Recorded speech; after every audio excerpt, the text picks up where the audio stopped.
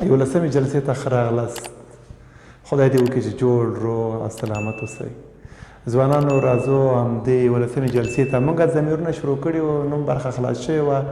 ضمیر په برخه کې موږ شخصي ضمیرونه وویل، دا نور به داسې وویل چې ملکیت یا اضافي د اضافت توره یا دال ورسره راځي. دا په کانکور کې موږ ولې ورته ملکی وایو؟ ځکه زموږ ملکیت ثابتوي. ولې ورته اضافي وایو؟ ځکه اضافت توری یا دال ورسره راځي. ایدی و تعداد څو دانې دی؟ ایدی و تعداد 10 دانې. څو دانې؟ 10. دا وګورئ. راځم اول دا شمارم، آیا 10 دي که نه دي؟ دا وګورئ. دا شمارم تر څو دغه سوال اول رافسي. 1 2 3 4 5 6 7 8 9 10. دا دواړه تکرار راغلي دي. یاردو تکرار آمده به خاطر تعدادشان چند است؟ داتا.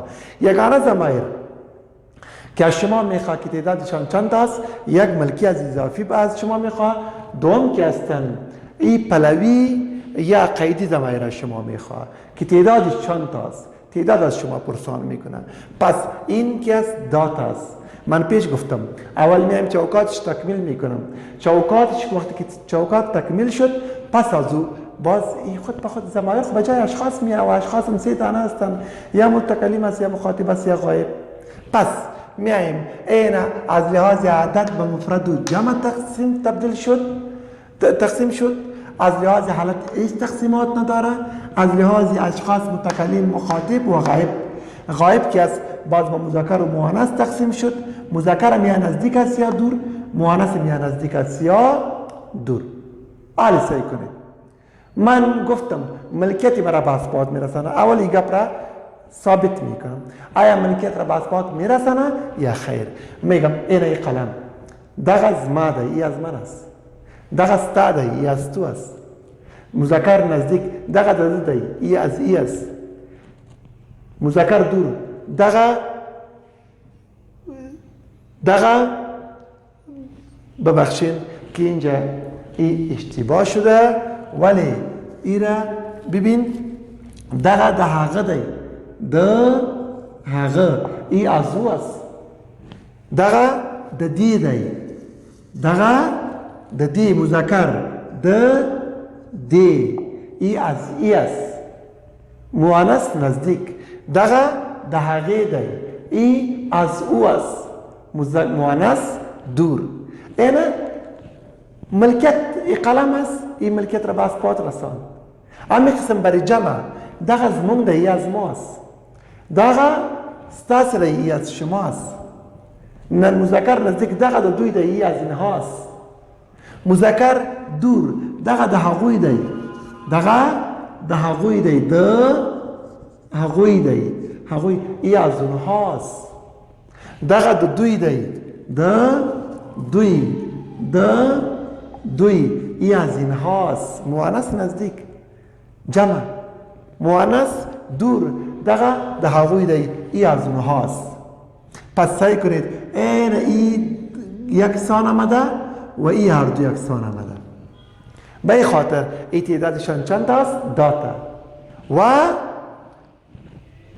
ملکیت مرا به اثبات رسان. ای گپی دوم. آلی سعی کنید گپی سوم حرف اضافت برایشان آمده. این دال حرف اضافت. اینجا هم دال حرف اضافت. هرگاه حرف اضافی بود این ضمایر اضافی است. از حرف دال بشناس. خب آیا اینجا من زی و سین استفاده کردم؟ آیا زی و سین حرف اضافت هست؟ اگر هست خوب، اگر نیست پس چرا آمده؟ من گفتم من یک حرف اضافت داریم و عبارت از دال است. پس نگفتم که زی و سین حرف اضافت است. وقتی که نگفتیم که حرف اضافت زی و سین هم است، پس نیستن. چرا اینجا آمده؟ حالا که ما بریم در محلات پشتو زبانه، اونا میگن دغه دما دی، دما میگه، زما نمیگه. دغه ستا دی، ستا میگه. دغه دیتا دی، دیتا میگه، ستا نمیگه. پس ای که است، ای رقم گفته میتونیم. ای اسیمیلیشن در کل زبان ها هستن. یک رول است، یک قاعده هستن، یک طریقه ایشان هستند. یک صدا به دیگه صدا تبدیل میشن، یک حرف به دیگه حرف تبدیل میشود. پس اینجا این زی و سین که از حرفی تغییر شده دال است. زی و سین حرفی تغییر شده دال هستند. پس در اصل این دال هستند. این هم دال حرف اضافت است، ولی شکل تغییر شده دال این را گفته میتونیم که زی و سین است. به این خاطر اینجا استفاده شده. اول باز تعریف میکنم. اول این دات استعدادش حرف اضافت هم رایشان آمده، ملکیت یا متعلقت مرا به اثبات رسانده. دیگه ضمایر را گفتم اشاری که به اشخاص و اشیا اشاره میکنه. اشخاص و اشیا اشاره میکنه. این تعداد از شما نمیخواه. خوب متوجه شوید.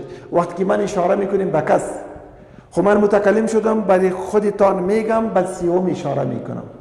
یعنی اشاره درباره غایب میشه، اشاره به متکلم و مخاطب نمیشه. همینجا هست که ما ضمایر شخصی که در جلسه پیش گفتم این را در جای اشاره میارم، بجای دا استفاده بکنم. عام اصطلاحات در گپای